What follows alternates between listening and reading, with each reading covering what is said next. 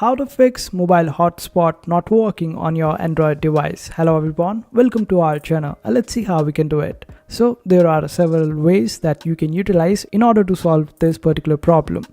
First way is that just restart your phone and after that it should be working fine. If it is not working, then just simply open up your settings and scroll down. Then select the option of connection and sharing. After that, scroll down and here you get this particular option at the bottom, reset Wi-Fi, mobile networks and Bluetooth. Simply open it up.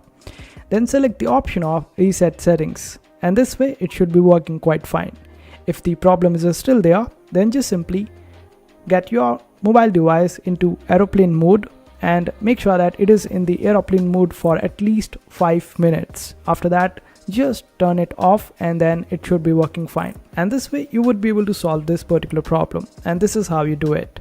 I hope this video was helpful. Make sure to hit that like button and also subscribe to our channel for more helpful videos.